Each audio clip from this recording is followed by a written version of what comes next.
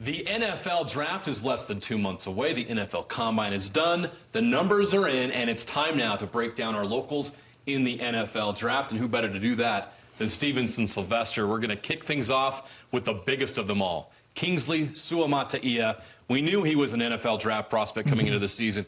He didn't do a whole lot to hurt his stock. He's going to be one of the top offensive linemen taken in this draft.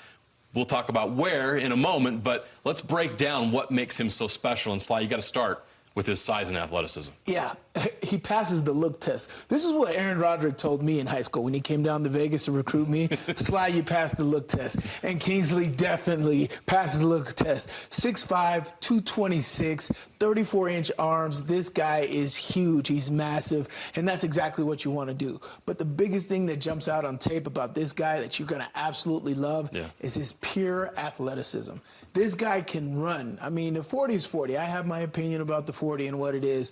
But when you see this guy, you put it on tape, he's running just like this on running plays, on everything. He can get out and move. He doesn't move like your traditional offensive lineman, and that's his best attribute. It's absolutely awesome to see what he's able to do, get out in there. And I'm telling you, anybody, if you can picture a 6'5", 326-pound guy coming at you like that, that is not what you want to see.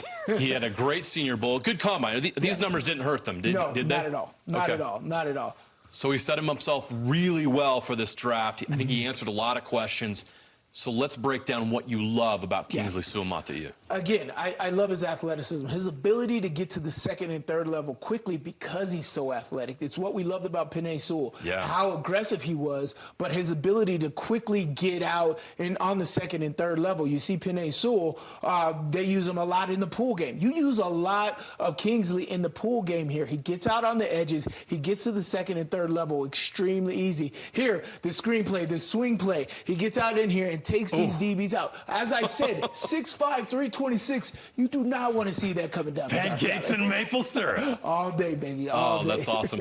Look, there are also some questions. We're going to be fair about this because this is what the GMs and scouts are going to do. They're going to try to find the weaknesses. He did not have a great last year at BYU. The offensive line did not perform well.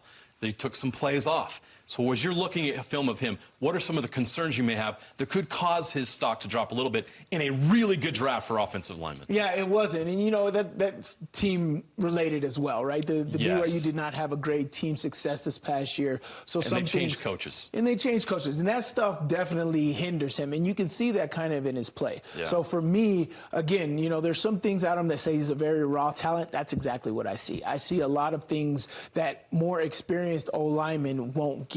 And so I think that in his pass protection, I think he needs a little adjustments to some of his running scheme, understanding blitzes. If you get to go against the Baltimore Ravens, you see Kyle Hamilton coming in and out of your set. I don't know if he can handle understanding exactly, I got to protect the inside and the outside and understanding things are going. Those are the things that I would like to see him develop better, and that comes with experience. So for me, I was just like, okay, if he spent another year in college, he could possibly get that experience. More confident going in. But again, that's my opinion. If there was a GM being like, we have a great offensive line coach, we could develop this guy into understanding those things. Those are coachable things, right? So he can make that jump. But if we were assessing film, those are the things that I break down that I take as a negative. What round do you think he should go in? What's the best fit for him? Man, and that's going to be a great question, right? And it's more so, and we talk about this every single year. Biggest thing, it's not where you're drafted. It's the situation that you go into, i.e. Our guy Puka Nacua. Great example. Perfect situation, drafted in the 5th round, made it happen. If Kingsley goes into the right situation, and for me, his right situation is going to a veteran team that gets out and moves. Right? Right now, I think the best team for him would be the Detroit Lions.